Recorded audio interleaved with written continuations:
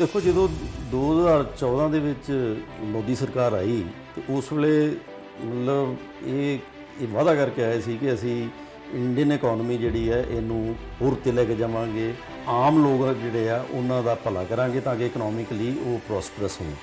ਲੇਕਿਨ ਹੋਇਆ ਉਸ ਤਰੀਕੇ ਨਾਲ ਨਹੀਂ। ਜਦੋਂ ਸਾਨੂੰ ਪਤਾ ਲੱਗਾ ਕਿ ਕਰੋਨਾ ਆ ਗਿਆ ਉਸ ਵੇਲੇ ਪਹਿਲਾਂ ਤਾਂ ਅਸੀਂ ਟਰੰਪ ਨੂੰ ਆਪਣਾ ਉਹਦੇ ਗੱਲ 'ਚ ਹਾਰ ਪਾ ਰਹੇ ਸੀਗੇ, ਬਜਾਏ ਦੇ ਕੇ ਅਸੀਂ ਆਪਣੇ ਇਕਨੋਮੀ ਵੱਲ ਦੇਖਦੇ। ਉਹ ਸਮਾਂ ਸੀਗਾ ਜਦੋਂ ਸਾਨੂੰ ਸੋਚਣਾ ਚਾਹੀਦਾ ਸੀ। ਉਹ ਟਰੰਪ ਜੀ ਨੂੰ ਤੋੜ ਕੇ ਅਸੀਂ ਇਮੀਡੀਏਟਲੀ ਲੋਕਡਾਊਨ ਕਰਤਾ। ਅਸੀਂ ਇਹ ਦੇਖਿਆ ਹੀ ਨਹੀਂ ਕਿ ਜਿਹੜਾ ਸਾਡਾ ਪ੍ਰਵਾਸੀ ਮਜ਼ਦੂਰ ਆ ਇਹਨੇ ਕਿੱਥੇ ਜਾਣਾ। ਅੰਬਾਨੀ ਬਾਰੇ ਕਿਹਾ ਜਾਂਦਾ ਹੈ ਕਿ ਉਹ 90 ਕਰੋੜ ਰੁਪਈਆ ਇੱਕ ਘੰਟੇ 'ਚ ਬਣਾਉਂਦਾ ਜੀ। 90 ਕਰੋੜ ਰੁਪਈਆ ਕਿ ਜਿਹੜੀ ਕਿ 24% ਜਿਹੜੇ ਲੋਕ ਨੇ ਮਤਲਬ ਅਗਰ ਉਹ ਲੱਗੇ ਰਹਿਣ ਤੇ ਉਹ ਆਪਣੇ ਹੈਗੇ ਆ ਉਹ 3000 ਰੁਪਈਆ ਪਰ ਮੰਥ ਦੇ ਨਾਲ ਕਮਾਉਂਦੇ। ਜਦੋਂ ਸਰਕਾਰ ਕੈਪੀਟਲਿਸਟ ਦੇ ਨਾਲ ਦੋਸਤੀ ਪਾ ਲੈਂਦੀ ਹੈ, ਯਾਰੀ ਦੋਸਤੀ ਪਾਉਂਦੀ ਹੈ ਤੇ ਉਹਨੂੰ ਹਰੇਕ ਤਰੀਕੇ ਨਾਲ ਉਹਦੀ ਮਦਦ ਕਰਦੀ ਹੈ, ਪ੍ਰਮੋਟ ਕਰਦੀ ਹੈ ਤਾਂ ਕਿ ਉਹ ਫਲਰਿਸ਼ ਕਰੇ। ਚਾਹੇ ਉਹਦੀ ਟੈਕਸ ਰਿਬੇਟਸ ਦੇਵੇ, ਚਾਹੇ ਉਹਨੂੰ ਲੈਂਡ ਜਿਹੜੀਆਂ ਸਸਤੀਆਂ ਭਾਵਾਂ ਤੇ ਦੇਵੇ, ਜਾਂ ਉਹਨੂੰ ਸਸਤੇ ਕਰਜ਼ੇ ਦੇਵੇ। ਖਾਸ ਕਰਕੇ ਹਿੰਦੁਸਤਾਨ ਦੇ ਵਿੱਚ ਪੈਟਰੋਲੀਅਮ ਪ੍ਰਾਈਸਿਸ ਦੇ ਨਾਲ ਲੋਕਾਂ ਨੂੰ ਤੁਸੀਂ ਕਹਿ ਸਕਦੇ ਹੋ ਕਿ ਠੱਗੀ ਵੱਜ ਰਹੀ ਹੈ। ਇਹ ਨਾ ਸਹਿਣਯੋਗ ਹੈ।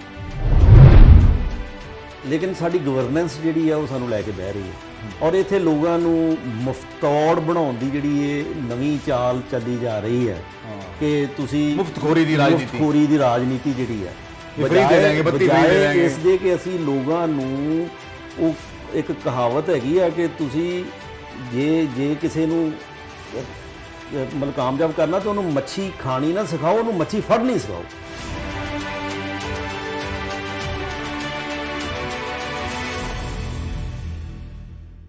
D4U न्यूज़ देख रहे तमाम दोस्तों को दीपक भंडारी का नमस्कार। आज हम बात करेंगे देश की अर्थव्यवस्था की। आपको याद होगा 7 साल पहले जब केंद्र सरकार में भाजपा की सरकार आई थी तो प्रधानमंत्री नरेंद्र मोदी ने दावा किया था कि हम कुछ ही सालों में अपनी जो इकोनॉमी है देश की उसको 5 ट्रिलियन तक ले जाएंगे। लेकिन कोरोना की मार पड़ गई, हम कमजोर हुए आर्थिक तौर पर या मजबूत हुए। आज हम बात करेंगे, हमारे साथ हैं गुरु नानक देव यूनिवर्सिटी के प्रोफेसर एंड हेड इकोनॉमिक्स विभाग के रह चुके डॉक्टर शरणजीत सिंह ढिल्लों, और 3 साल आपको ये बता दें ये 3 साल रजिस्ट्रार भी रहे हैं गुरु नानक देव यूनिवर्सिटी के, और इनके पास प्रोफेसर इंचार्ज भी ये रह चुके हैं फाइनेंस एंड डेवलपमेंट के यूनिवर्सिटी के। हमारे साथ हैं आज पूरी बताएंगे आपको कि आखिरकार हमारी अर्थव्यवस्था किस तरफ जा रही है। सत श्री अकाल ढिल्लों साहब, सारे D4U न्यूज़ चैनल ਤੁਹਾਡਾ ਸਵਾਗਤ ਹੈ। ਢਿੱਲੋਂ ਸਾਹਿਬ, ਸਰਕਾਰ ਜਦੋਂ ਆਈ ਸੀਗੀ, ਜਦੋਂ ਬੀਜੇਪੀ ਦੀ ਸਰਕਾਰ ਗਵਰਨਮੈਂਟ 'ਚ NDA ਨੇ ਜਦੋਂ ਸੱਤਾ ਸੰਭਾਲੀ ਸੀ, ਕਿਹਾ ਗਿਆ ਸੀਗਾ ਵੀ ਦੇਸ਼ ਦੀ ਇਕਨੋਮੀ ਨੂੰ 5 ਟ੍ਰਿਲੀਅਨ ਤੱਕ ਪਹੁੰਚਾਤਾ ਜਾਏਗਾ ਤੇ ਅੱਜ ਦੀ 7 ਸਾਲ ਬਾਅਦ ਸਾਡੇ ਦੇਸ਼ ਦੀ ਇਕਨੋਮੀ ਦੇ ਕੀ ਹਾਲਾਤ ਹੈ?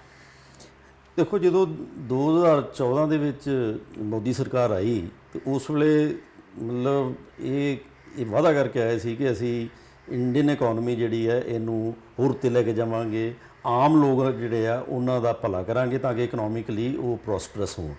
ਲੇਕਿਨ ਹੋਇਆ ਉਸ ਤਰੀਕੇ ਨਾਲ ਨਹੀਂ, ਕਿਉਂਕਿ ਸਰਕਾਰ ਨੇ ਆਉਂਦਿਆਂ ਹੀ ਕੁਝ ਇਸ ਤਰ੍ਹਾਂ ਦੀਆਂ ਪਾਲਿਸੀਜ਼ ਅਪਣਾਈਆਂ ਜਿਹਦੇ ਨਾਲ ਅਰਥ ਵਿਵਸਥਾ ਨੂੰ ਬਜਾਏ ਇਸ ਦੇ ਕਿ ਫਾਇਦਾ ਹੁੰਦਾ ਉਹਦਾ ਨੁਕਸਾਨ ਹੋਇਆ। ਸਭ ਤੋਂ ਪਹਿਲੀ ਜਿਹੜੀ ਆਪਣਾ ਇਹਨਾਂ ਨੇ ਹਿੱਟ ਕੀਤਾ ਇਕਨੋਮੀ ਨੂੰ ਉਹ ਸੀ ਡੀਮੋਨੇਟਾਈਜੇਸ਼ਨ। ਹੁਣ ਡੀਮੋਨੇਟਾਈਜੇਸ਼ਨ ਇਹ ਕਿਹਾ ਗਿਆ ਕਿ ਅਸੀਂ ਬਲੈਕ ਮਨੀ ਜਿਹੜੀ ਆ ਉਹਨੂੰ ਦੇਸ਼ ਦੇ ਵਿੱਚੋਂ ਕੱਢਣਾ ਚਾਹੁੰਦੇ ਹਾਂ। ਅਸੀਂ ਜਿਹੜਾ ਉਸ ਵੇਲੇ ਆਮ ਲੋਕਾਂ ਨੂੰ ਦੱਸਿਆ ਗਿਆ ਕਿ ਟੈਰਰਿਜ਼ਮ ਨੂੰ ਕੰਟਰੋਲ ਕਰਨ ਵਾਸਤੇ ਬਲੈਕ ਮਨੀ ਜਿਹੜੀ ਆ ਉਹਨੂੰ ਕੰਟਰੋਲ ਕਰਨਾ ਬੜਾ ਜ਼ਰੂਰੀ ਹੈ। ਲੇਕਿਨ ਉਸ ਪ੍ਰੋਸੈਸ ਦੇ ਵਿੱਚ 86% ਜਿਹੜੀ ਕਰੰਸੀ ਸੀ ਅਸੀਂ ਵਿਡਰਾਅ ਕਰ ਲਈ। As a result Indian economy ਨੂੰ ਬਹੁਤ ਵੱਡਾ ਝਟਕਾ ਲੱਗਾ ਔਰ ਉਹ ਸਮਾਂ ਸੀ ਜਦੋਂ ਬਹੁਤ ਜ਼ਿਆਦਾ ਵੱਡੇ ਲੈਵਲ ਦੇ ਉੱਤੇ ਸਾਡੀ ਜਿਹੜੀ ਆ ਅਨਐਮਪਲੋਇਮੈਂਟ ਵਧੀ, ਕਿਉਂਕਿ ਸਾਡੇ ਜਿੰਨੇ ਵੀ ਇੰਡਸਟਰੀ ਦੇ ਹੈਗੇ ਸੀਗੇ ਪ੍ਰੋਜੈਕਟਸ ਉਹ ਸਾਰੇ ਬੰਦ ਹੋ ਗਏ ਕਿਉਂਕਿ ਸਰਕਾਰ ਦਾ ਨਾਕਾਮ ਕਦਮ ਸਾਬਤ ਹੋਇਆ ਸੀਗਾ। ਅੱਛਾ, ਇੱਕ ਗੱਲ ਜਿਹੜੀ ਧਿਆਨ ਦੇ ਵਿੱਚ ਰੱਖਣ ਵਾਲੀ ਹੈ ਕਿ ਹਿੰਦੁਸਤਾਨ ਦੀ ਇਕਨੋਮੀ ਜਿਹੜੀ ਇਨਫਾਰਮਲ ਸੈਕਟਰ ਦੀ ਇਕਨੋਮੀ ਜ਼ਿਆਦਾ ਹੈ। ਕਿ ਜਿੱਥੇ 90% ਦੇ ਲਾਗੇ ਛਾਗੇ ਲੋਕ ਜਿਹੜੇ ਇਨਫਾਰਮਲ ਸੈਕਟਰ ਦੇ ਡਿਪੈਂਡੈਂਟ ਹੈ, ਚਾਹੇ ਉਹ ਐਗਰੀਕਲਚਰ ਹੈ, ਕੰਸਟਰਕਸ਼ਨ ਹੈ, ਛੋਟੇ ਉਦਯੋਗ ਨੇ, ਔਰ ਉਹਨਾਂ ਸਾਰਿਆਂ ਤੋਂ ਅਸੀਂ ਪੈਸਾ ਇਸ ਤਰੀਕੇ ਨਾਲ ਵਿਡਰਾ ਕਰ ਲਿਆ ਕਿ ਉਹ ਬਿਲਕੁਲ ਹੀ ਉਹਨਾਂ ਦਾ ਕੰਮ ਜਿਹੜਾ ਕਾਰੋਬਾਰ ਠੱਪ ਹੋ ਗਿਆ, ਔਰ ਉਹ ਬਹੁਤ ਵੱਡਾ ਇੱਕ ਝਟਕਾ ਜਿਹੜਾ ਵਾ ਇਕਨੋਮੀ ਨੂੰ ਲੱਗਾ। ਸਭ ਤੋਂ ਵੱਡਾ ਝਟਕਾ ਉਹ ਸੀ ਨੋਟਬੰਦੀ, ਉਸ ਸਮੇਂ ਤੋਂ ਲੱਗਾ। ਔਰ ਉਹਦਾ ਅਸਰ ਇਹ ਹੋਇਆ ਕਿ ਅਲਟੀਮੇਟਲੀ 16-17 ਦੇ ਵਿੱਚ ਜਿਹੜੀ ਹਿੰਦੁਸਤਾਨ ਦੀ ਜਿਹੜੀ ਗਰੋਥ ਰੇਟ ਸੀਗਾ ਉਹ ਵੀ ਫਾਲ ਕਰਨਾ ਸ਼ੁਰੂ ਕਰ ਦਿੱਤਾ। ਔਰ ਇਹ ਪਿਛਲੇ ਸਾਲਾਂ ਦੇ ਨਾਲ ਅਗਰ ਅਸੀਂ ਕੰਪੈਰੀਜ਼ਨ ਕਰੀਏ ਤਾਂ ਇਹ ਇੱਕ ਮੈਂ ਤੁਹਾਨੂੰ ਥੋੜ੍ਹੀਆਂ ਫਿਗਰਸ ਨਾਲ ਕੋਟ ਕਰਨਾ ਚਾਹਾਂਗਾ ਕਿ 2001 ਤੋਂ ਲੈ ਕੇ 2011-12 ਤੱਕ ਜਦੋਂ ਮਤਲਬ ਆਲਮੋਸਟ ਇਹ ਸਰਕਾਰ ਆਈ 2014 ਦੇ ਵਿੱਚ, ਤੇ ਉਸ ਵੇਲੇ ਇਕਨੋਮੀ 8% ਦੇ ਲਾਗੇ ਛਾਗੇ ਗਰੋ ਕਰ ਰਹੀ ਸੀ। ਲੇਕਿਨ ਇਹ ਜਿਹੜਾ 2011 ਤੋਂ ਲੈ ਕੇ 21-22 ਦਾ ਜਿਹੜਾ 10 ਸਾਲ ਨੇ, ਇਹਦੇ ਵਿੱਚ ਜਿਹੜਾ ਐਵਰੇਜ ਗਰੋਥ ਰੇਟ ਹੈ ਸਾਰਾ 5.4% ਰਹਿ ਗਿਆ, ਔਰ GDP ਪਰ ਕੈਪੀਟਾ ਜਿਹੜੀ ਆ ਆਮ ਲੋਕਾਂ ਦੀ ਹੈਗੀ ਆ ਉਹ 4.3% ਨਾਲ ਵਧੀ, ਕਿਉਂਕਿ ਪਾਪੂਲੇਸ਼ਨ ਗਰੋਥ ਹੋਣ ਕਰਕੇ ਸਾਡੀ ਜਿਹੜੀ ਗ੍ਰੋਸ ਡੋਮੈਸਟਿਕ ਪ੍ਰੋਡਕਟ ਆ ਉਹਦੀ ਇਨਕਰੀਜ਼ ਜ਼ਿਆਦਾ ਸੀ, ਪਰ ਕੈਪੀਟਾ ਇਨਕਮ ਦੀ ਘੱਟ, ਕਿਉਂਕਿ ਸਾਡੀ ਪਾਪੂਲੇਸ਼ਨ ਵਧਦੀ। ਸੋ ਨਤੀਜੇ ਦੇ ਤੌਰ ਤੇ ਆਮ ਲੋਕ ਜਿਹੜਾ ਜਿਹਨੂੰ ਜਿੰਨੇ ਪੈਸੇ ਮਿਲਣੇ ਸੀ ਉਹ ਜਿਹੜੇ ਉਹ ਉਸ ਤਰੀਕੇ ਨਾਲ ਨਹੀਂ ਵਧੇ ਜਿਸ ਤਰੀਕੇ ਨਾਲ ਇਹ ਸੋਚਿਆ ਗਿਆ ਸੀਗਾ। ਇਹ ਸਰਕਾਰ ਨੇ ਸੋਚਿਆ ਸਭ ਤੋਂ ਜਿਹੜਾ ਉਹ ਨਾਕਾਮ ਹੋਇਆ। ਉਸ ਤੋਂ ਬਾਅਦ ਫਿਰ ਅਸੀਂ ਲਗਾਤਾਰ ਥੱਲੇ ਆਉਂਦੇ।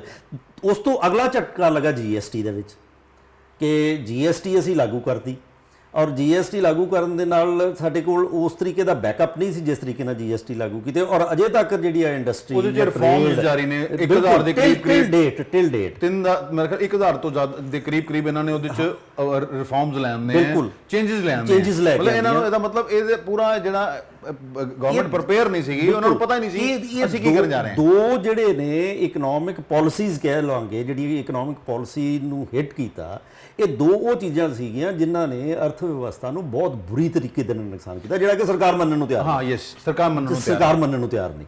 ਸੋ ਉਹਦੇ ਨਾਲ ਕੀ ਹੈ ਕਿ ਕਿਉਂਕਿ ਸਰਕਾਰਾਂ ਦੀ ਜਿਹੜੀ ਸੋਚ ਆ ਉਹ ਹੋਰ ਤਰੀਕੇ ਦੀ ਹੈ ਕਿ ਅਲਟੀਮੇਟਲੀ ਇਲੈਕਸ਼ਨ ਜਿੱਤਣਾ ਹੀ ਮੈਨੂੰ ਲੱਗਦਾ ਆ ਕਿ ਏਮ ਰਹਿ ਗਿਆ ਸਾਡੀਆਂ ਸਾਰੀਆਂ ਪੋਲੀਟੀਕਲ ਪਾਰਟੀਆਂ ਦਾ, ਇਰਰਿਸਪੈਕਟ ਵੋਟ ਬੈਂਕ ਦੀ ਰਾਜਨੀਤੀ ਨੇ ਦੇਸ਼ ਦਾ ਰਾਜਨੀਤੀ ਬੇੜਾ ਗਰਕ ਕਰਤਾ ਹੈ, ਉਹ ਦੇਸ਼ ਨੂੰ ਅਸੀਂ ਥੱਲੇ ਲੈ ਕੇ ਜਾ ਰਹੇ ਹਾਂ। ਔਰ ਨਤੀਜੇ ਦੇ ਤੌਰ ਤੇ ਇਹ ਜਿਹੜੀ ਜੋ ਕੁਝ ਪੋਜ਼ਿਟਿਵ ਹੋਣਾ ਚਾਹੀਦਾ ਸੀਗਾ ਲੋਕਾਂ ਵਾਸਤੇ ਉਹ ਨਹੀਂ ਹੋਇਆ, ਔਰ ਇਹ ਸਮਾਂ ਉਹ ਆ ਜਿਹਦੇ ਵਿੱਚ ਵੈਲਥ ਇਨਇਕੁਐਲਿਟੀਜ਼ ਜਿਹੜੀਆਂ ਨੇ ਉਹ ਵਧੀਆਂ ਨੇ, ਘਟੀਆਂ ਨਹੀਂ। ਔਰ ਰਹਿੰਦੀ ਖੁੰਦੀ ਕਸਰ ਜਦੋਂ ਇਹ ਪੈਂਡੈਮਿਕ ਆ ਗਿਆ, ਕੋਵਿਡ ਆਉਣ ਦੇ ਨਾਲ ਅਰਥ ਵਿਵਸਥਾ ਜਿਹੜੀ ਆ ਹੋਰ ਬੁਰੀ ਤਰ੍ਹਾਂ ਦੇ ਨਾਲ ਮਤਲਬ ਪ੍ਰੈਸ਼ਰ। ਫਿਰ ਤੁਹਾਨੂੰ ਕੀ ਲੱਗਦਾ ਕਿ ਜਦੋਂ ਅਰਥ ਵਿਵਸਥਾ ਸਾਡੀ, ਤੁਸੀਂ ਜਿਵੇਂ ਦੋ ਮੇਨ ਗੱਲਾਂ ਦੱਸੀਆਂ ਵੀ ਇਹਦੇ ਨਾਲ ਅਰਥ ਵਿਵਸਥਾ ਨੂੰ ਬੜੀ ਵੱਡਾ ਝਟਕਾ ਲੱਗਾ, ਕਿਆ ਇਹਨਾਂ ਨੂੰ ਕਰੋਨਾ ਇਹਨਾਂ ਲਈ ਸੰਜੀਵਨੀ ਲੈ ਕੇ ਆਇਆ ਵੀ ਲੋਕਾਂ ਨੂੰ ਇਹਨਾਂ ਨੂੰ ਕਹਿਣ ਦਾ ਮੌਕਾ ਮਿਲ ਗਿਆ ਵੀ ਕਰੋਨਾ ਆ ਗਿਆ, ਨਹੀਂ ਤੇ ਅਸੀਂ ਇਹ ਕਰ ਦੇਣਾ ਸੀ। ਕਰੋਨਾ ਕਰਕੇ ਜਿਹੜੀ ਹਰ ਬੰਦੇ ਦੀ ਜਿਹੜੀ ਹੈ ਜਾਂ ਗਰੋਥ ਕਹਿ ਲਓ ਜਾਂ ਉਹਦੀ ਇਕਨੋਮਿਕ ਡਿਵੈਲਪਮੈਂਟ ਕਹਿ ਲਓ, ਉਹ ਜਿਹੜੀ ਵਧਣ ਦੀ ਬਜਾਏ ਥੱਲੇ ਚਲੀ ਗਈ। ਤੁਸੀਂ ਕਹਿ ਸਕਦੇ ਹੋ ਕਿਉਂਕਿ ਇੱਕ ਸਾਨੂੰ ਮਿਲ ਗਿਆ, ਸਰਕਾਰ ਨੂੰ ਸ਼ੀਲਡ ਮਿਲ ਗਈ ਕਿ ਕਿਉਂਕਿ ਇਹ ਸਾਡੇ ਹੱਥ 'ਚ ਨਹੀਂ ਹੈ, ਨੈਚੁਰਲ ਡਿਜ਼ਾਸਟਰ ਵਾਲਾ ਹੀ ਪਾਰਟ ਹੋ ਗਿਆ।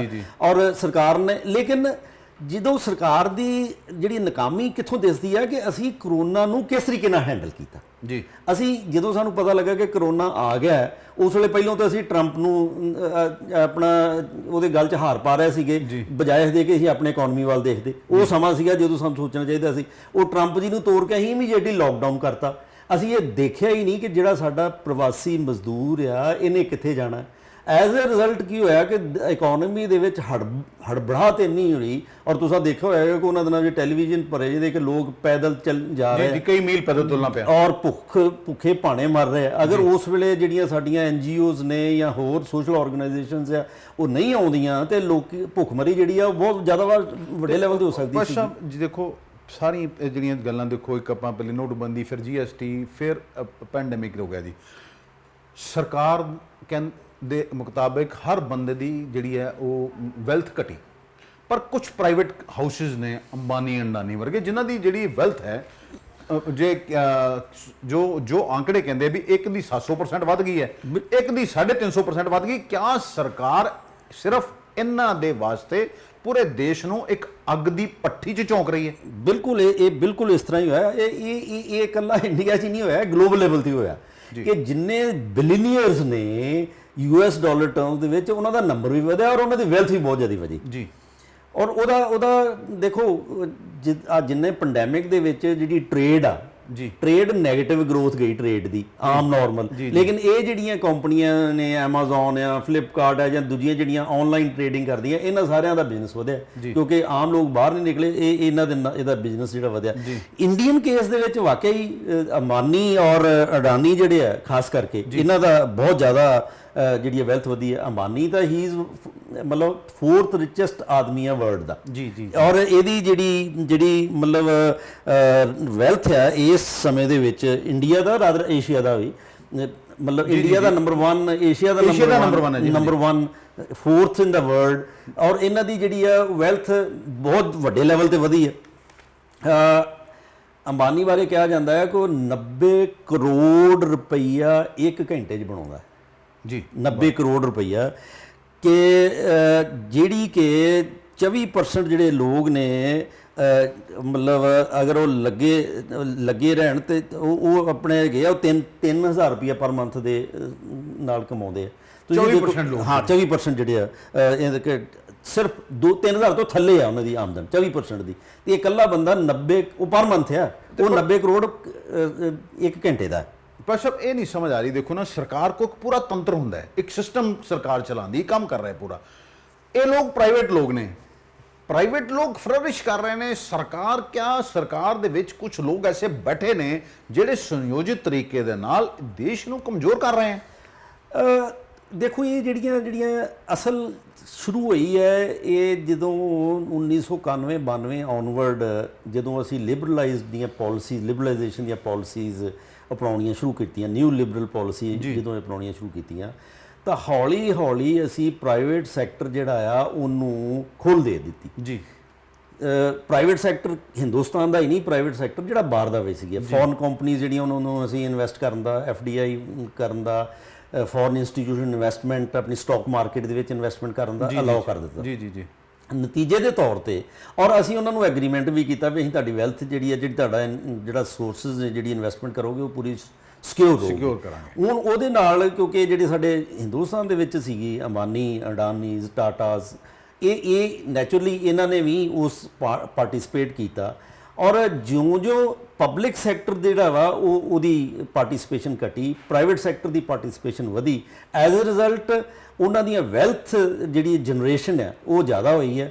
ਔਰ ਕੈਪੀਟਲਿਸਟ ਦਾ ਤਾਂ ਇੱਕ ਰੂਲ ਆ ਕਿ ਉਹਨਾਂ ਦਾ ਜਿਹੜਾ profit is the same motive ਹੈ, ਪ੍ਰੋਫਿਟ ਕਮਾਉਣੀਆਂ ਨੇ, ਮੈਕਸਿਮਮ ਪ੍ਰੋਫਿਟ ਕਮਾਉਣਾ, ਸਰਵ ਤਾਂ ਕਰਨਾ ਨਹੀਂ। ਲੇਬਰ ਜਿਹੜੀ ਆ ਉਹਨੂੰ ਐਕਸਪਲੋਇਟ ਕਰਨਾ, ਲੇਬਰ ਨੂੰ ਜਿਹੜੀ ਹੈ ਸਾਡੇ ਇਕਨੋਮਿਕਸ ਦੇ ਵਿੱਚ ਇੱਕ ਥਿਅਰਮ ਹੈ ਉਹ ਕਹਿੰਦੇ ਆ ਕਿ ਅਗਰ ਸਾਰੇ ਜਿੰਨੇ ਫੈਕਟਰਸ ਆਫ ਪ੍ਰੋਡਕਸ਼ਨ ਨੇ, ਲੇਬਰ ਕੈਪੀਟਲ ਆਪਾਂ ਅਗਰ ਦੋਵਾਂ ਦੀ ਗੱਲ ਕਰੀਏ, ਅਗਰ ਇਹਨਾਂ ਨੂੰ ਮਾਰਜਨ ਜੋ ਇਹਨਾਂ ਦੀ ਮਾਰਜਨ ਪ੍ਰੋਡਕਟਿਵਿਟੀ ਹੈ ਜੋ ਇਹ ਕੰਟਰੀਬਿਊਟ ਕਰਦੇ ਅਗਰ ਉਹ ਹਿਸਾਬ ਨਾਲ ਤੁਸੀਂ ਦਿੰਦੇ ਹੋ ਤਾਂ ਠੀਕ ਹੈ। ਲੇਕਿਨ ਲੇਬਰ ਨੂੰ ਕਦੀ ਵੀ ਉਹਦੀ ਜੋ ਪ੍ਰੋਡਕਟਿਵਿਟੀ ਉਹਦੇ ਨਾਲ ਹਿਸਾਬ ਨਾਲ ਨਹੀਂ ਦਿੱਤਾ ਜਾਂਦਾ, ਲੇਬਰ ਨੂੰ ਉਸ ਤੋਂ ਕਿਤੇ ਘੱਟ ਦਿੱਤਾ ਜਾਂਦਾ, ਐਕਸਪਲੋਇਟ ਕੀਤਾ ਜਾਂਦਾ। ਪਰ ਉਹ ਸਭ ਮੇਰਾ ਸਵਾਲ ਹੈ, ਦੇਖੋ ਇਹ ਕੰਪਨੀਆਂ ਤੇ ਫਲਰਿਸ਼ ਕਰ ਗਈਆਂ, ਸਰਕਾਰ ਕੋਲ ਪੂਰਾ ਤੰਤਰ ਹੁੰਦਾ ਹੈ ਤੇ ਕਿਆ ਸਰਕਾਰ ਦੇਖੋ ਨਾ ਇੱਕ ਚੀਜ਼ ਕਰਕੇ ਪ੍ਰਾਈਵੇਟ ਕੀਤੀ ਜਾ ਰਹੀ ਹੈ। ਬਿਲਕੁਲ ਗੱਲ ਰੇਲਵੇ ਲਾਈਨਾਂ ਪ੍ਰਾਈਵੇਟ ਕੀਤੀਆਂ ਜਾ ਰਹੀਆਂ, ਤੁਹਾਡੇ ਕੋਲ ਨਵਾਂ ਤਾਂ ਕੁਝ ਬਣ ਨਹੀਂ ਰਿਹਾ, ਜੋ ਤੁਸੀਂ ਹੈਗਾ ਉਹ ਪ੍ਰਾਈਵੇਟ ਕਰੀ ਜਾ ਰਹੇ ਹੋ। 에ਅਰਪੋਰਟ ਪ੍ਰਾਈਵੇਟ ਕੀਤੇ ਜਾ ਰਹੇ, ਫਿਰ ਕਿਹਾ ਜਾ ਰਿਹਾ ਹੈ ਵੀ ਸਰਕਾਰ ਦਾ ਕੰਮ ਕੰਪਨੀਆਂ ਚਲਾਉਣਾ ਥੋੜੀ ਹੈ। ਤੇ ਸਰ ਇਹ ਚੀਜ਼ਾਂ ਕਿਆ ਸਾਡੇ ਆਉਣ ਵਾਲੀ ਜਿਹੜੀਆਂ ਪੀੜ੍ਹੀਆਂ ਨੇ ਕਿਆ ਉਹਨਾਂ ਨੂੰ ਗੁਲਾਮੀ ਵੱਲ ਤੱਕ ਘੇਲ ਰਹੀਆਂ? ਦੇਖੋ ਇਹਨੂੰ ਅਸੀਂ ਇਕਨੋਮਿਕਸ ਵਿੱਚ ਕਹਿੰਦੇ ਕ੍ਰੋਨੀ ਕੈਪੀਟਲਿਜ਼ਮ, ਕਿ ਜਦੋਂ ਸਰਕਾਰ ਕੈਪੀਟਲਿਸਟ ਦੇ ਨਾਲ ਦੋਸਤੀ ਪਾ ਲੈਂਦੀ ਹੈ, ਯਾਰੀ ਦੋਸਤੀ ਪਾਉਂਦੀ ਹੈ ਤੇ ਉਹਨੂੰ ਹਰੇਕ ਤਰੀਕੇ ਨਾਲ ਉਹਦੀ ਮਦਦ ਕਰਦੀ ਹੈ, ਪ੍ਰਮੋਟ ਕਰਦੀ ਹੈ ਤਾਂ ਕਿ ਉਹ ਫਲਰਿਸ਼ ਕਰੇ, ਚਾਹੇ ਉਹਦੀ ਟੈਕਸ ਰਿਬੇਟਸ ਦੇਵੇ, ਚਾਹੇ ਉਹਨੂੰ ਲੈਂਡ ਜਿਹੜੀਆਂ ਸਸਤੀਆਂ ਭਾਵਾਂ ਤੇ ਦੇਵੇ, ਜਾਂ ਉਹਨੂੰ ਸਸਤੇ ਕਰਜ਼ੇ ਦੇਵੇ।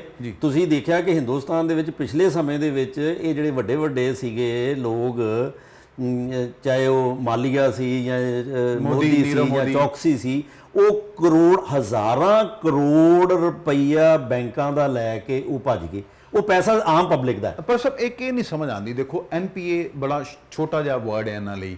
ਹੁਣ ਪਿੱਛੇ ਜੇ ਵੀ ਇੱਕ ਰਿਪੋਰਟ ਆਈ ਸੀਗੀ ਵੀ ਜਿਹਦਾ ਹਜ਼ਾਰਾਂ ਕਰੋੜ ਰੁਪਈਆ ਇਹ ਸਰਕਾਰ ਸੈਟਲਮੈਂਟ ਕਰਾ ਰਹੀ ਹੈ, ਆਪ ਸੈਟਲਮੈਂਟ ਕਰਾ ਰਹੇ ਨੇ, ਵੇਚ ਦਿੱਤੀਆਂ ਪ੍ਰਾਈਵੇਟ ਕੁਝ ਕੰਪਨੀਆਂ ਤੇ ਉਹ ਜਿਹੜਾ NPA ਹੈ ਕੁਝ ਪੈਸਾ ਬੈਂਕ ਨੂੰ ਦੇ ਦਿੱਤਾ ਜਾਂਦਾ ਹੈ ਤੇ ਬਾਕੀ ਉਹਦਾ NPA 'ਚ ਪਾਤਾ ਜਾਂਦਾ ਹੈ। ਕਿੰਨਾ ਕੁ ਸੱਚ ਹੈ?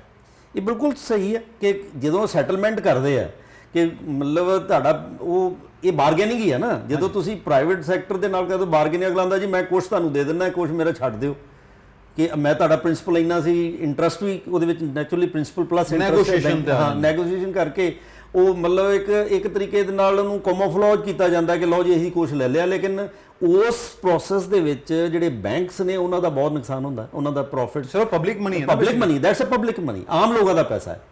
ਕਿਉਂਕਿ ਇਹ ਬੈਂਕ, ਦੂਜੀ ਜਿਹੜੀ ਇੰਪੋਰਟੈਂਟ ਗੱਲ ਹੈ, ਮੈਜੋਰਿਟੀ ਬੈਂਕ ਜਿਹੜੇ ਉਹ ਪਬਲਿਕ ਸੈਕਟਰ ਦੇ ਬੈਂਕ ਨੇ, ਸਰਕਾਰੀ ਬੈਂਕ ਨੇ।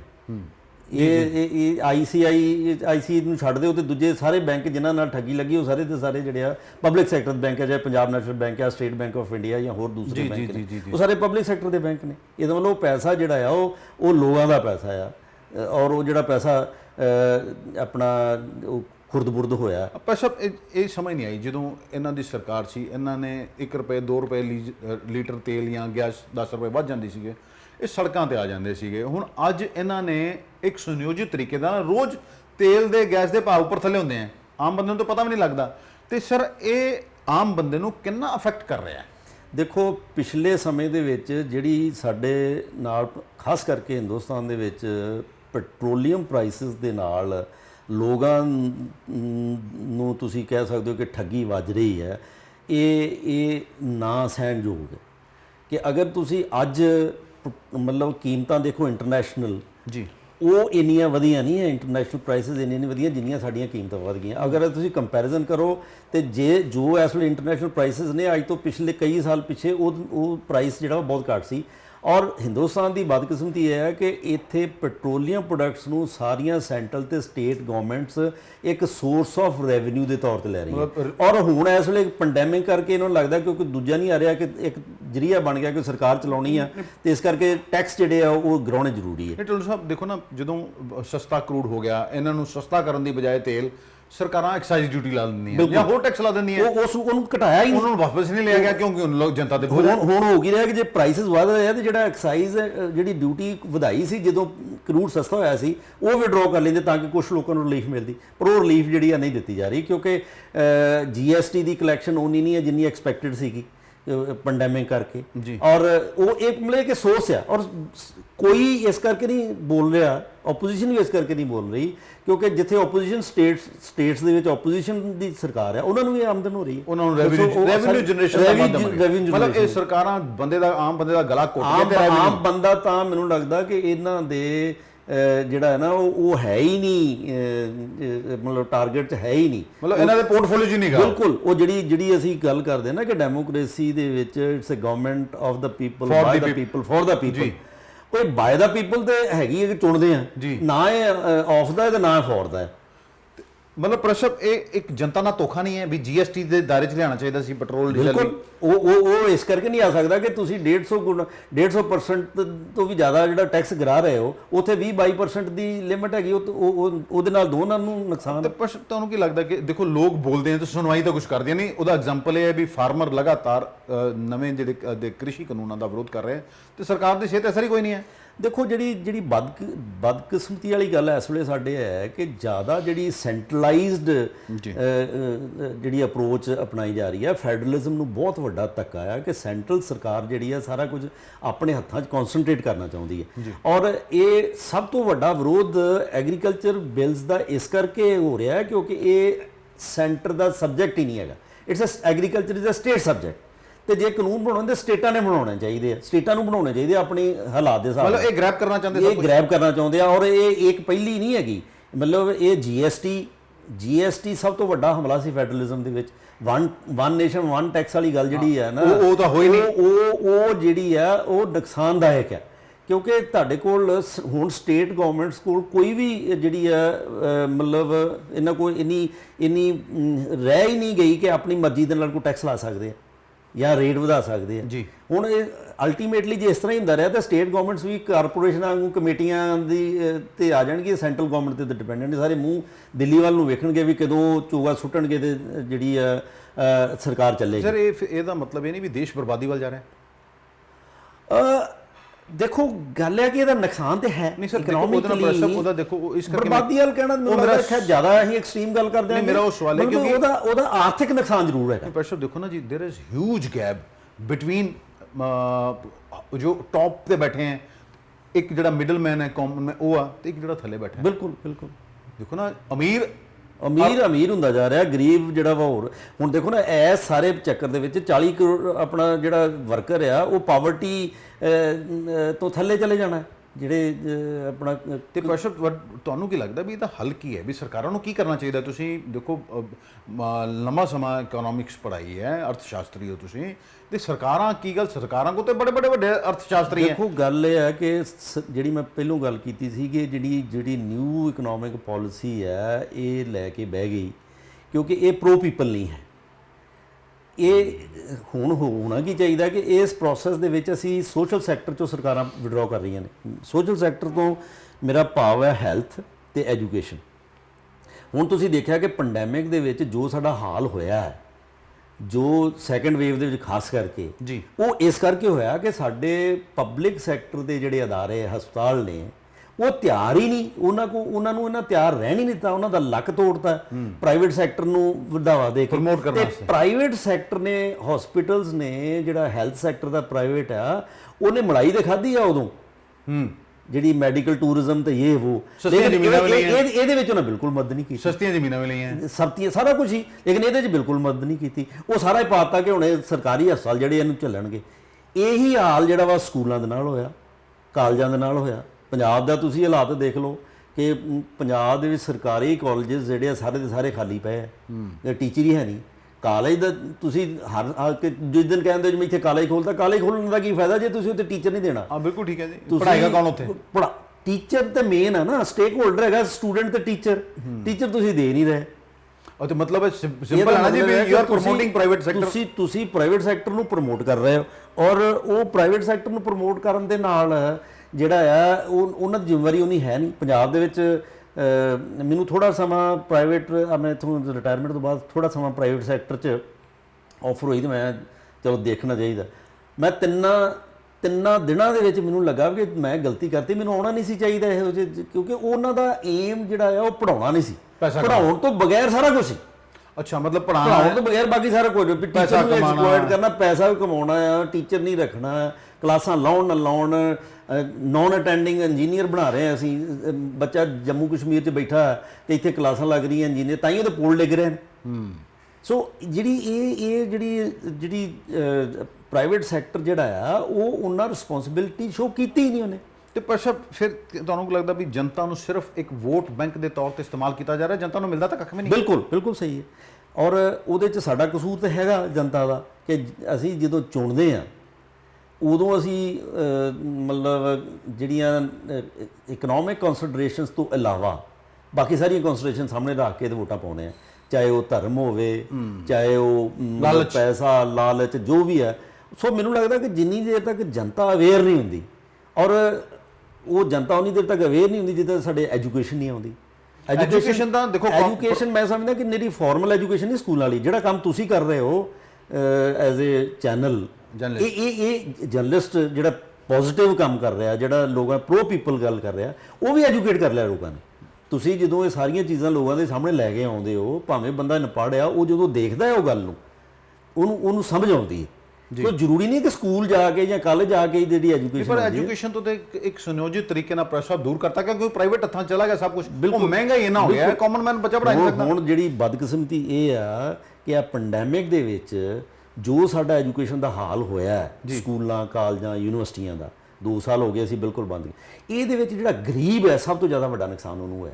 ਆਨਲਾਈਨ ਕਲਾਸਿਸ ਦੀ ਅਸੀਂ ਗੱਲ ਕਰ ਰਹੇ ਹਾਂ, ਲੇਕਿਨ ਉਹਦੇ ਕੋਲ ਰਿਸੋਰਸਿਸ ਨਹੀਂ ਹੈਗੇ, ਕਿਤੇ ਨੈਟਵਰਕ ਨਹੀਂ ਹੈਗਾ, ਪਿੰਡਾਂ ਦੇ ਨੈਟਵਰਕ ਨਹੀਂ ਹੈਗਾ, ਚੰਗੇ ਥਾਂ ਤੇ ਵੀ ਨੈਟਵਰਕ ਨਹੀਂ ਹੈਗਾ। ਮਤਲਬ ਇਹ ਹੋਰ ਬੇੜਾਗਰ ਕਰੇਗਾ। ਮਤਲਬ ਸਾਡਾ ਇਹ ਜਿਹੜਾ ਜਿਹੜੀ ਯੂਥ ਹੈਗਾ, ਇਹ ਜਿਹੜਾ ਇਹਨੂੰ ਬਹੁਤ ਨੁਕਸਾਨ ਹੋਇਆ ਵੱਡਾ। ਤੇ ਪ੍ਰਸ਼ਨ ਦੇਖੋ, ਬਿਜਲੀ ਬੜਾ ਵੱਡਾ ਮੁੱਦਾ ਹੈ ਪੰਜਾਬ ਦੀ। ਸੀ ਜੇ ਗੱਲ ਕਰੀਏ, ਸਰਕਾਰਾਂ ਆਰੋਪ ਲਗਾ ਰਹੀਆਂ, ਬਹੁਤ ਵੱਡੇ ਆਰੋਪ ਲੱਗ ਰਹੇ ਨੇ ਵੀ 75% ਉਹ ਜਦੋਂ ਆਉਂਦਾ ਉਹ ਲੈ ਜਾਂਦਾ ਹੈ, 25% ਉਹਦਾ ਹੁੰਦਾ ਜਿਹੜਾ ਬਾਹਰ ਬੈਠਾ ਹੁੰਦਾ 75-25। ਤੇ ਪ੍ਰਸ਼ਨ ਇਹ ਪੰਜਾਬ ਨੂੰ, ਮਤਲਬ ਇਹ ਪੂਰੇ ਦੇਸ਼ ਦਾ ਹੀ ਸਿਨੈਰੀਓ ਇਦਾਂ ਹੋਣਾ, ਕਿਆ ਇਹ ਪੰਜਾਬ ਨੂੰ ਲੁੱਟਿਆ ਜਾ ਰਿਹਾ? ਦੇਖੋ, ਪੰਜਾਬ ਦੀ ਤੇ ਬਹੁਤ ਵੱਡੀ ਬਦਕਿਸਮਤੀ ਹੈ। ਹੁਣ ਪੈਂਡੈਮਿਕ ਦੇ ਵਿੱਚ ਜੋ ਆਪਣਾ ਕੋਵਿਡ ਦੀਆਂ ਸਿਚੁਏਸ਼ਨ ਰਹੀ ਹੈ ਪਿਛਲੇ ਸਾਲ ਤੋਂ, ਇਹਦੇ ਵਿੱਚ ਜੇ ਅਗਰ ਦੇਸ਼ ਨੂੰ ਖੜਾ ਕੀਤਾ ਹੈ ਤੇ ਉਹ ਐਗਰੀਕਲਚਰ ਨੇ ਬਚਾਇਆ ਜੀ। ਐਗਰੀਕਲਚਰ ਦਾ ਗਰੋਥ ਪੋਜ਼ਿਟਿਵ ਰਿਹਾ ਜੀ। ਅਸੀਂ ਕਣਕ ਝੋਨਾ ਔਰ ਖਾਸ ਕਰਕੇ ਉਹਦੇ ਵਿੱਚ ਕੰਟਰੀਬਿਊਸ਼ਨ ਰਹੀ ਹੈ ਪੰਜਾਬ ਦੀ, ਹਰਿਆਣਾ ਦੀ, ਵੈਸਟਰਨ ਯੂਪੀ ਦੀ। ਜੀ। ਲੇਕਿਨ ਸਾਡੀ ਬਦਕਿਸਮਤੀ ਹੈ ਕਿ ਅਸੀਂ ਲੋਕ ਬੜੇ ਮਿਹਨਤੀ ਹਾਂ, ਲੇਕਿਨ ਸਾਡੀ ਗਵਰਨੈਂਸ ਜਿਹੜੀ ਆ ਉਹ ਸਾਨੂੰ ਲੈ ਕੇ ਬਹਿ ਰਹੀ ਹੈ। ਔਰ ਇੱਥੇ ਲੋਕਾਂ ਨੂੰ ਮੁਫਤੌੜ ਬਣਾਉਣ ਦੀ ਜਿਹੜੀ ਇਹ ਨਵੀਂ ਚਾਲ ਚੱਲੀ ਜਾ ਰਹੀ ਹੈ ਕਿ ਤੁਸੀਂ ਮੁਫਤਖੋਰੀ ਦੀ ਰਾਜਨੀਤੀ ਜਿਹੜੀ ਹੈ, ਬਜਾਏ ਇਸ ਦੇ ਕਿ ਅਸੀਂ ਲੋਕਾਂ ਨੂੰ, ਉਹ ਇੱਕ ਕਹਾਵਤ ਹੈਗੀ ਆ ਕਿ ਤੁਸੀਂ ਜੇ ਕਿਸੇ ਨੂੰ ਮਤਲਬ ਕਾਮਯਾਬ ਕਰਨਾ ਤੇ ਉਹਨੂੰ ਮੱਛੀ ਖਾਣੀ ਨਾ ਸਿਖਾਓ, ਉਹਨੂੰ ਮੱਛੀ ਫੜਨੀ ਸਿਖਾਓ। ਮਤਲਬ ਇਹ ਤੇ ਤੁਸੀਂ ਵਿਹਲੇ ਬਣਾ ਸਕਤਾ, ਬੈਗਰਸ ਬਣਾਤਾ, ਉਹਨੂੰ ਉਸ ਬੰਦੇ ਨੂੰ ਤੁਸੀਂ ਕੈਪੇਬਲ ਬਣਾਓਗੇ ਆਪਣੀ ਅਰਨਿੰਗ ਕਰ ਸਕੇ, ਮਤਲਬ ਭਿਖਾਰੀ ਬਣਾਉਣ ਵਾਲੇ, ਬਿਲਕੁਲ, ਤਾਂ ਕਿ ਇਹ ਡਿਪੈਂਡੈਂਸੀ ਹੋਵੇ ਔਰ ਅਸੀਂ ਆਂਦੇ ਰਹੀਏ। ਉਹ ਜਿੰਨੀ ਦੇਰ ਤੱਕ ਸਾਡੀ ਜਿਹੜੀ ਸਟੇਟਸਮੈਨਸ਼ਿਪ ਹੈ ਕਿ ਇੰਨੀ ਇਨਸੈਂਸਿਟਿਵਿਟੀ ਮੈਂ ਕਦੀ ਨਹੀਂ ਦੇਖੀ ਕਿ ਮਤਲਬ ਇਹ ਲੋਕ ਇੰਨੇ ਬੇਹਾਲ ਹੋਣ, ਚਾਹੇ ਉਹ ਬਿਜਲੀ ਦਾ ਮਸਲਾ ਆ, ਚਾਹੇ ਉਹ ਰੇਤ ਦਾ ਮਸਲਾ ਆ, ਚਾਹੇ ਉਹ ਪੈਟਰੋਲ ਦਾ ਮਸਲਾ ਆ, ਕਿ ਗਵਰਨਮੈਂਟਾਂ ਇੰਨੀਆਂ ਇਨਸੈਂਸਿਟਿਵ ਹੈ ਕਿ ਉਹ ਸੋਚਣ ਨੂੰ ਤਿਆਰ ਹੀ ਨਹੀਂ ਹੈ। ਉਹਨਾਂ ਨੂੰ ਫਰਕ ਨਹੀਂ ਪੈਂਦਾ, ਉਹਨਾਂ ਨੂੰ ਫਰਕ ਨਹੀਂ ਪੈ ਰਿਹਾ ਕਿਉਂਕਿ ਸਾਰੇ ਮਿਲ ਗਏ ਨਾ। ਬਿਲਕੁਲ। ਦੇਖੋ ਪਹਿਲੇ ਕੋਈ, ਹੁਣ ਤਾਂ ਆਮਣੋ ਸਾਹਮਣੇ ਹੋ ਗਿਆ ਵੀ ਪਹਿਲੇ ਤਾਂ ਹਿਡਨ ਸੀਗਾ, ਇਟ ਵਾਜ਼ ਓਪਨ ਸੀਕ੍ਰੇਟ। ਬਿਲਕੁਲ। ਹੁਣ ਤਾਂ ਸਾਹਮਣੇ ਇੱਕ ਦੂਜੇ ਤੇ ਬੋਲਣ ਲੱਗੇ ਵੀ ਇੰਨਾ ਪੈਸਾ ਖਾ ਰਿਹਾ ਹੋ, ਇੰਨਾ ਪੈਸਾ ਖਾ ਰਿਹਾ, ਤੇ ਪਰ ਲੋਕਾਂ ਨੇ ਫਿਰ ਚੁਣਨਾ ਹੈ ਇਹਨਾਂ ਦੇ, ਲੋਕਾਂ ਕੋਲ ਆਪਸ਼ਨ ਕੋਈ ਨਹੀਂ। ਤੇ ਪ੍ਰਸ਼ਾ, ਇੱਕ ਹੋਰ ਸਵਾਲ ਹੈ ਵੀ ਇਹਨਾਂ ਨੇ ਯੂਪੀ 'ਚ ਬਣਾ ਦਿੱਤੀ ਹੈ 2 ਬੱਚਿਆਂ ਦੀ ਨੀਤੀ, ਸਰਕਾਰ ਨੂੰ ਮਹਿੰਗਾਈ ਨਹੀਂ ਦਿਸਦੀ ਵੀ ਇਹ ਬੜੀ ਇੰਪੋਰਟੈਂਟ ਸੀ ਵੀ 2 ਬੱਚਿਆਂ ਦੀ ਨੀਤੀ ਪਾਪੂਲੇਸ਼ਨ ਕੰਟਰੋਲ ਨੂੰ ਤੇ ਬਾਕੀ ਜਿਹੜਾ ਜਨਤਾ ਨੂੰ ਕੁਝ ਦੇਣ ਦੀ ਬਜਾਏ ਵੀ ਇਹ ਧਿਆਨ ਵੰਡਿਆ ਜਾ ਰਿਹਾ? ਮੈਨੂੰ ਲੱਗਦਾ ਕਿ ਇਹ ਵੀ ਇੱਕ ਨਾ ਮਤਲਬ ਇਲੈਕਸ਼ਨ ਦਾ ਮੁੱਦਾ ਹੈ, ਕਿਉਂਕਿ ਜਦੋਂ ਵੀ ਹਿੰਦੁਸਤਾਨ ਦੇ ਵਿੱਚ ਗੱਲ ਕੀਤੀ ਜਾਂਦੀ ਪਾਪੂਲੇਸ਼ਨ ਦੀ ਤੇ ਇੱਕ ਪਰਟੀਕੂਲਰ ਜਿਹੜਾ ਧਰਮ ਮਜ਼ਹਬ ਆ ਉਹਨੂੰ ਟਾਰਗੇਟ ਕੀਤਾ ਜਾਂਦਾ, ਇਹ ਦੱਸ ਕੇ ਕਿ ਸ਼ਾਇਦ ਉਹਨਾਂ ਦੇ ਬੱਚੇ ਜਿਹੜੇ ਜ਼ਿਆਦਾ ਆ। ਲੇਕਿਨ ਅਸੀਂ ਜਿਹੜੀ ਪਾਪੂਲੇਸ਼ਨ ਦੀ ਸਟੱਡੀ ਕਰਦੇ as a student of economics, ਤਾਂ ਜਿਹੜੀ ਪਾਪੂਲੇਸ਼ਨ ਦੀ ਗੱਲ ਹੈ ਉਹ ਆਰਥਿਕਤਾ ਨਾਲ ਬੜੀ ਜੁੜੀ ਹੈ ਕਿ ਜਿਉਂ ਤੁਸੀਂ ਉੱਪਰ ਜਾਂਦੇ ਹੋ, ਐਜੂਕੇਸ਼ਨ ਆਉਂਦੀ ਹੋ, ਤੁਸੀਂ ਅਵੇਅਰ ਹੁੰਦੇ ਹੋ ਤੇ ਤੁਸੀਂ ਆਪਣੇ ਆਪ ਜਿਹੜੇ ਆ ਸਮੌਲ ਫੈਮਿਲੀ ਸਾਈਜ਼ ਦੇ ਨੋਰਮਲ ਤੁਰ ਪੈਂਦੇ ਹੋ। ਹੁਣ ਉਹ ਇਸ ਕਰਕੇ ਤੁਰਦੇ ਹੋ ਕਿ ਤੁਹਾਨੂੰ ਹੈਲਥ ਫੈਸਿਲਿਟੀਜ਼ ਬੈਟਰ ਮਿਲਦੀਆਂ ਕਿਉਂਕਿ ਤੁਸੀਂ ਕੈਪੇਬਲ ਹੋ, ਤੁਸੀਂ ਇੰਨੇ ਅਵੇਅਰ ਹੋ ਕਿ ਜੇ ਮੇਰਾ ਇੱਕ ਬੱਚਾ ਹੈ ਤੇ ਇਹ ਜਿੰਦਾ ਰਹੇਗਾ। ਹੁਣ ਜਿਹੜਾ ਗਰੀਬ ਹੈ ਉਹਨੂੰ ਇਹ ਨਹੀਂ ਪਤਾ ਕਿਉਂਕਿ ਇਨਫੈਂਟ ਮੋਰਟੈਲਿਟੀ ਰੇਟ ਬਹੁਤ ਜ਼ਿਆਦਾ ਹੈ, ਮਦਰ ਮੋਰਟੈਲਿਟੀ ਰੇਟ ਜ਼ਿਆਦਾ ਹੈ।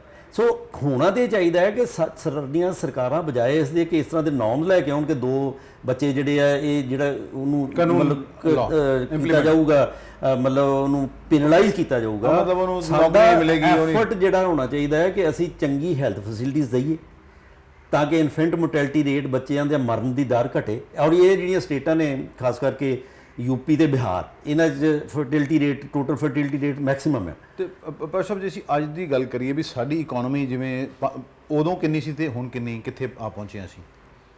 ਕਦੋਂ ਦੀ ਗੱਲ ਕਰ ਰਹੇ? 2014 'ਚ ਕਿੰਨੀ ਸੀਗੀ ਤੇ ਹੁਣ ਕਿੱਥੇ ਆ ਪਹੁੰਚੇ? ਨਹੀਂ, ਇਸ ਵੇਲੇ ਤੇ ਅਸੀਂ ਦੇਖੋ, ਮੈਂ ਜਿਹੜੀ ਪੈਂਡੈਮਿਕ ਕਰਕੇ ਹਾਲਤ ਸਾਡੀ ਬਹੁਤ ਬੁਰੀ ਤਰ੍ਹਾਂ ਚੱਲੀ ਹੈ।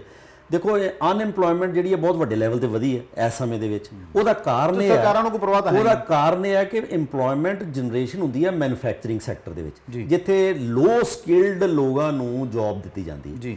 ਲੇਕਿਨ ਹੋਇਆ ਸਮੇਂ ਦੇ ਨਾਲ ਇਹ ਕੀ ਹੋਇਆ ਕਿ ਇਸ ਸਮੇਂ ਦੇ ਵਿੱਚ ਟ੍ਰੇਡ 18% ਨੈਗੇਟਿਵ ਚੱਲ ਰਿਹਾ, ਕੰਸਟਰਕਸ਼ਨ ਜਿਹੜੀ ਆ 8%, ਕੰਸਟਰਕਸ਼ਨ ਬਹੁਤ ਵੱਡਾ ਇੱਕ ਸੈਕਟਰ ਹੈ ਜਿੱਥੇ ਜੌਬਸ ਮਿਲਦੀਆਂ ਨੇ, ਵਰਕਰ ਛੋਟੇ ਲੈਵਲ 8.6% ਨੈਗੇਟਿਵ ਨਾਲ ਚੱਲ ਰਿਹਾ। ਮੈਨੂਫੈਕਚਰਿੰਗ ਸੈਕਟਰ ਸਾਡਾ 7.2 ਨੈਗੇਟਿਵ ਚੱਲ ਰਿਹਾ, ਯਾਨੀ ਕਿ ਥੱਲੇ ਨੂੰ ਜਾ ਰਹੇ ਹਾਂ ਅਸੀਂ। ਸੋ ਇਹਦਾ ਮਤਲਬ ਹੈ ਕਿ ਜਿੰਨੀ ਦੇਰ ਤੱਕ ਅਸੀਂ ਮੈਨੂਫੈਕਚਰਿੰਗ ਸੈਕਟਰ ਨੂੰ ਨਹੀਂ ਚੁੱਕਦੇ, ਟ੍ਰੇਡ ਸਾਡਾ ਨਹੀਂ ਵਧਦਾ, ਕੰਸਟਰਕਸ਼ਨ ਸੈਕਟਰ ਨੂੰ ਨਹੀਂ ਕਰਦਾ। ਔਰ ਉਹ ਤਦ ਹੀ ਪੋਸੀਬਲ ਆ ਜੇ ਸਰਕਾਰ ਇਹਦੇ ਵੱਲ, ਕਿਉਂਕਿ ਅੱਜ ਤੁਹਾਡੇ ਨਾਲ ਮੈਂ ਸ਼ੇਅਰ ਕਰਦਾ ਕਿ ਸਾਡੇ ਐਕਸਪੋਰਟਸ ਜਿਹੜੇ ਪੋਜ਼ਿਟਿਵਲੀ ਵਧੇ ਆ। ਐਕਸਪੋਰਟ ਮਤਲਬ ਕਿ ਸਾਡੀ ਚੀਜ਼ਾਂ ਬਾਹਰ ਡਿਮਾਂਡ ਕਿਉਂ ਵਧੀ ਹੈ ਕਿ ਉੱਥੋਂ ਦੀਆਂ ਸਰਕਾਰਾਂ ਨੇ ਪੈਂਡੈਮਿਕ ਦੇ ਵਿੱਚ ਕੋਵਿਡ ਦੇ ਸਟੀਮੂਲਸ ਦਿੱਤਾ, ਪੈਸੇ ਦਿੱਤੇ ਲੋਕਾਂ ਨੂੰ, ਉੱਥੇ ਡਿਮਾਂਡ ਜਨਰੇਟ ਹੋਈ। ਸਾਡੇ ਨਹੀਂ ਹੋਈ, ਸਾਡੇ ਡਿਮਾਂਡ ਵਾਲਾ ਪਾਰਟ ਤੇ ਕੀਤਾ ਹੀ ਨਹੀਂ ਇਹਨਾਂ ਨੇ। ਇਹ ਸਪਲਾਈ ਸਾਈਡ ਵੱਲ ਧਿਆਨ ਦਿੰਦੇ ਰਹੇ ਕਿ ਜ਼ਿਆਦਾ ਕਰਾਂਗੇ ਵੀ ਕ੍ਰੈਡਿਟ ਥੋੜਾ ਜਿਹਾ ਰਿਲੈਕਸ ਕਰਤਾ, ਲੇਕਿਨ ਉਹਦਾ ਪੋਜ਼ਿਟਿਵ ਇਫੈਕਟ ਨਹੀਂ ਹੈ ਜਿੰਨੀ ਦੇਰ ਤੱਕ ਅਸੀਂ ਡਾਇਰੈਕਟ ਡਿਮਾਂਡ ਨਹੀਂ ਕਰਦੇ। 1934 ਦੇ ਵਿੱਚ ਜਦੋਂ ਵਰਲਡ ਵਾਈਡ ਡਿਪਰੈਸ਼ਨ ਆਇਆ ਤਾਂ ਡਿਮਾਂਡ ਨਹੀਂ ਸੀ, ਚੀਜ਼ਾਂ ਪਈਆਂ ਵਿਕ ਨਹੀਂ ਸੀ ਰਹੀਆਂ, ਤੇ ਉਹ ਵੱਖ-ਵੱਖ ਤਰ੍ਹਾਂ ਦੀਆਂ ਜਿਹੜੀਆਂ ਨੇ ਨਾ ਇਕਨੋਮਿਸਟ ਨੇ ਦਲੀਲਾਂ ਦਿੱਤੀਆਂ। ਜੀ ਸਭ ਤੋਂ ਵੱਡੀ ਦਲੀਲ ਜਿਹੜੀ ਸਕਸੈਸਫੁਲ ਹੋਈ ਉਹ ਕੇਨਸ ਨੇ ਦਿੱਤੀ, ਤੇ ਉਹਨੇ ਕਿਹਾ ਸੀਗਾ ਕਿ ਪ੍ਰਾਈਵੇਟ ਸੈਕਟਰ ਤੇ ਨਹੀਂ ਡਿਪੈਂਡ ਕਰੋ, ਪਬਲਿਕ ਸੈਕਟਰ ਨੂੰ ਲੈ ਕੇ ਆਓ, ਜੀ ਸਰਕਾਰ ਇਨਵੈਸਟ ਕਰੇ ਜੀ ਤਾਂ ਕਿ ਡਿਮਾਂਡ ਵਧੇ। ਹੁਣ ਸਰਕਾਰ ਨੂੰ ਚਾਹੀਦਾ ਕਿ ਇਨਫਰਾਸਟ੍ਰਕਚਰ 'ਚ ਕਰੇ, ਡਿਵੈਲਪ ਕਰੇ, ਸੜਕਾਂ, ਰੋਡ, ਹਸਪਤਾਲ, 에ਅਰਪੋਰਟ ਆਪ ਬਣਾਵੇ ਤਾਂ ਕਿ 에ਅਰਪੋਰਟ ਤਾਂ ਵਿੱਚ ਹੀ ਜਾ ਰਹੀ ਹੈ। ਉਹ ਵਿੱਚ ਹੀ ਜਾ ਰਿਹਾ। ਕਿਸੇ ਨੇ ਕਿਹਾ ਕਿ ਤੁਸੀਂ ਲੋਕਾਂ ਨੂੰ ਕਹੋ ਕਿ ਟਰੈਂਚਾਂ ਖੋਦਣੀਆਂ ਸ਼ੁਰੂ ਕਰਨ ਤੇ ਪੇ ਕਰੋ, ਫਿਰ ਉਹਨਾਂ ਕੋਲ ਟਰੈਂਚਾਂ ਬੰਦ ਕਰ ਦਿਓ ਤੇ ਉਹਨੂੰ ਫਿਰ ਪੇ ਕਰੋ। ਸਿੰਪਲ ਇਹ ਸੀ ਕਿ ਲੋਕਾਂ ਦੇ ਹੱਥਾਂ 'ਚ ਪੈਸਾ ਜਾਣਾ ਚਾਹੀਦਾ, ਤੇ ਉਹ ਬਾਜ਼ਾਰ ਦੇ ਵਿੱਚ ਜਾਣ ਤੇ ਚੀਜ਼ਾਂ ਡਿਮਾਂਡ ਕਰਨ। ਜਦੋਂ ਚੀਜ਼ਾਂ ਡਿਮਾਂਡ ਕਰਨਗੇ ਤੇ ਪ੍ਰੋਡਿਊਸਰ ਜਿਹੜਾ ਉਹ ਪ੍ਰੋਡਿਊਸ ਕਰੂਗਾ। ਜੀ ਜੀ ਜੀ ਠੀਕ ਹੈ, ਜੋ ਡਿਮਾਂਡ ਹੀ ਨਹੀਂ ਹੈ, ਪੈਸਾ ਨਹੀਂ ਪ੍ਰੋਡਿਊਸ ਕਰੂਗਾ, ਐਮਪਲੋਇਮੈਂਟ ਵਧੂਗੀ, ਐਮਪਲੋਇਮੈਂਟ ਹੋਊਗੀ ਤੇ ਆਟੋਮੈਟਿਕਲੀ ਇਨਕਮ ਵਧਣੀ ਸ਼ੁਰੂ ਹੋ ਜਾਊਗੀ। ਇਹਦਾ ਇਹ ਪੋਜ਼ਿਟਿਵ ਸਰਕਲ ਹੈ, ਜਿਹੜਾ ਵਰਚੁਅਸ ਸਰਕਲ ਅਸੀਂ ਕਹਿੰਦੇ ਹਾਂ ਕਿ ਪੋਜ਼ਿਟਿਵਲੀ ਇਹ ਉੱਪਰ ਜਾਣਾ ਸ਼ੁਰੂ ਹੋਊਗਾ। ਹੋਇਆ ਇੱਥੇ ਉਲਟ ਰਿਹਾ ਕਿ ਡਿਮਾਂਡ, ਕਿਉਂਕਿ ਲੋਕਾਂ ਦੇ ਕੋਲ ਆਮਦਨ ਨਹੀਂ ਹੈ, ਡਿਮਾਂਡ ਘਟ ਰਹੀ ਹੈ, ਡਿਮਾਂਡ ਘਟ ਰਹੀ ਹੈ ਤੇ ਪ੍ਰੋਡਿਊਸਰ ਹੋਰ ਪ੍ਰੋਡਿਊਸ ਘੱਟ ਕਰ ਰਿਹਾ, ਅਨਐਮਪਲੋਇਮੈਂਟ ਵੱਧ ਰਹੀ ਹੈ, ਲੋਕਾਂ ਦੀ ਆਮਦਨ ਹੋਰ ਘਟ ਰਹੀ ਹੈ, ਅਸੀਂ ਥੱਲੇ ਜਾ ਰਹੇ ਹਾਂ। ਆਉਣ ਵਾਲਾ ਜਿਹੜਾ ਸਮਾਂ ਹੈ, ਲਾਸਟ ਮੇਰਾ ਸਵਾਲ ਹੈ ਵੀ ਤੁਸੀਂ ਇਹਨੂੰ ਕਿਸ ਤਰ੍ਹਾਂ ਦੇਖਦੇ ਹੋ, ਜੋ ਸਰਕਾਰਾਂ ਦੀਆਂ ਪਾਲਿਸੀਆਂ?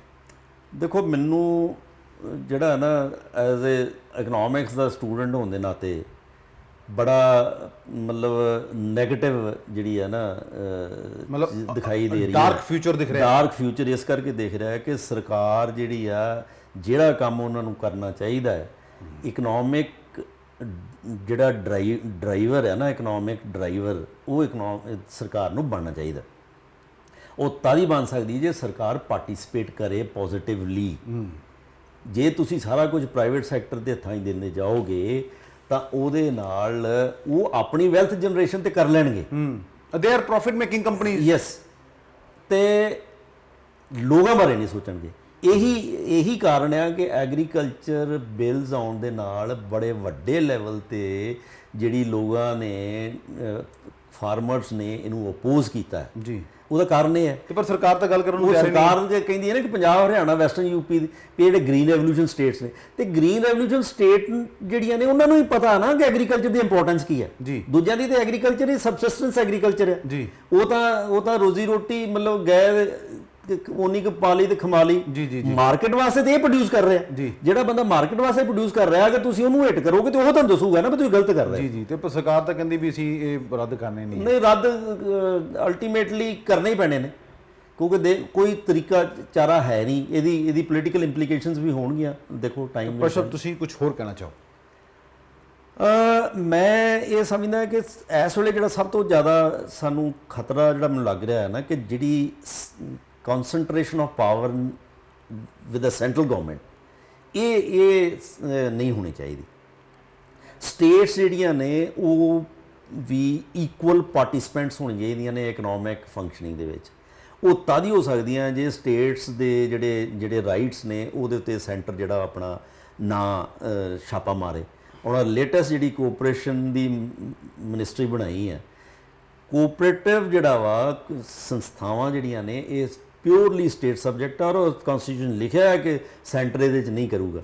ਪਰ ਕਿਉਂਕਿ ਨਬਾਰਡ ਵੱਡੀਆਂ ਆਰਗੇਨਾਈਜੇਸ਼ਨਸ ਨੇ, ਉਹਨਾਂ ਕੋਲ ਪੈਸੇ ਨੇ, ਤਾਂ ਉਹਦੇ ਰਾਹੀਂ ਮੈਨੂੰ ਲੱਗਦਾ ਹੈ ਕਿ ਆਉਣ ਵਾਲੇ ਸਮੇਂ ਦੇ ਵਿੱਚ ਜਿਹੜੇ ਸਟੇਟ ਕੋਆਪਰੇਟਿਵ ਬੈਂਕਸ ਨੇ ਉਹਨਾਂ ਨੂੰ ਮਤਲਬ ਕਬਜ਼ਾ ਕਰਨ, ਜਿਸ ਤਰ੍ਹਾਂ ਪਾਵਰ ਯੂਟਿਲਿਟੀ ਦੇ ਨਾਲ ਹੋਇਆ। ਪਾਵਰ ਯੂਟਿਲਿਟੀ ਦੇ ਵਿੱਚ ਵੀ ਇਹੀ ਗੱਲ ਆਈ ਹੈ ਕਿ ਪਾਵਰ ਨੂੰ ਸੈਂਟਰਲਾਈਜ਼ਡ ਇੱਕ ਬਣਾਤਾ ਰੈਗੂਲੇਟਰੀ, ਇਹ ਚਾਹੇ ਕਾਂਗਰਸ ਸਰਕਾਰ ਨੇ ਕੀਤਾ, ਕਿਉਂਕਿ ਇਹਨਾਂ ਦੀ ਇਕਨੋਮਿਕ ਪਾਲਿਸੀਆਂ ਦੇ ਸੇਮ ਹੀ ਨੇ। ਉਹੀ ਅਸੀਂ ਜਿਹੜੇ ਆਮ, these are not pro people. ਉਹ ਗੱਲ ਕੀਤੀ ਜਾਂਦੀ ਸੀ ਕਿ ਹਿਊਮਨ ਫੇਸ ਹੋਣਾ ਚਾਹੀਦਾ ਇਕਨੋਮਿਕ ਡਿਵੈਲਪਮੈਂਟ ਦਾ। ਮਨਰੇਗਾ ਇੱਕ ਆਈ ਸੀ ਜੀ, ਉਹ ਹਿਊਮਨ ਫੇਸ ਸੀਗਾ। ਉਹ ਵੀ ਇਹ ਸਰਕਾਰ ਨੇ ਆਣ ਕੇ ਉਹਦੇ ਵੀ ਜਿਹੜੇ ਆ ਫੰਡਸ ਘਟਾਉਣੇ ਸ਼ੁਰੂ ਕਰਤੇ। ਫਿਰ ਇੱਕ ਆਪਣਾ ਫੂਡ ਸਿਕਿਉਰਿਟੀ ਐਕਟ ਲੈ ਕੇ ਆਏ, ਉਹ ਵੀ ਚੰਗੀ ਤਰ੍ਹਾਂ ਇੰਪਲੀਮੈਂਟ ਨਹੀਂ ਹੋਇਆ ਜੀ। ਔਰ ਉਹਦੇ ਵਿੱਚ ਫੂਡ ਸਿਕਿਉਰਿਟੀ ਐਕਟ ਦੇ ਵਿੱਚ ਸਰਕਾਰ ਆਪ ਮੰਨੀ ਹੈ ਕਿ 65% 70% ਲੋਕ ਜਿਹੜੇ ਆ ਦੇ ਰਿਕੁਆਇਰ ਫੂਡ ਸਿਕਿਉਰਿਟੀ। ਉਹ ਲੋਕ ਸਾਰੇ ਗਰੀਬ ਨੇ। ਤੁਸੀਂ ਲੋਕਾਂ ਨੂੰ ਕੀ ਸੁਝਾਅ ਦਿਓਗੇ?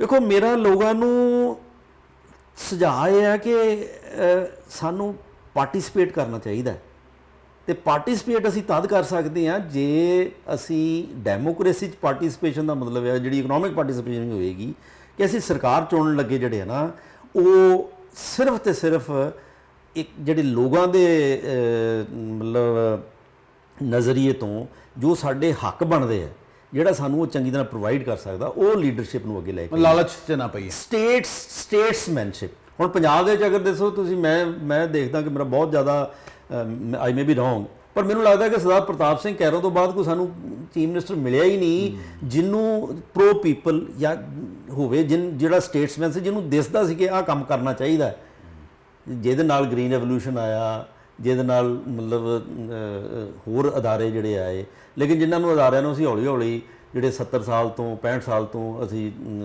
ਬਿਲਡ ਕੀਤੇ ਆਲ ਇੰਡੀਆ ਲੈਵਲ ਤੇ ਵੀ, ਤਾਂ ਉਹ ਅਦਾਰੇ ਜਿਹੜੇ ਆ ਅਸੀਂ ਹੌਲੀ ਹੌਲੀ ਜਿਹੜੇ ਉਹ ਸਾਰੇ ਖਤਮ ਕਰ ਰਹੇ। धन्यवाद सर, गल करनी ये थे प्रोफेसर शरणजीत सिंह ढिल्लों, ये यूनिवर्सिटी में ये अर्थशास्त्री हैं। इनका कहना है कि आज हमारी जो सरकार ने वादा किया था कि हम 5 ट्रिलियन तक ले जाएंगे केंद्र सरकार ने, हमारी इकोनॉमी का क्या हाल है, प्राइवेट सेक्टर तो ग्रो कर रहा है और पब्लिक सेक्टर जो है धराशायी हो रहा है, धरातल पल जा रहा है।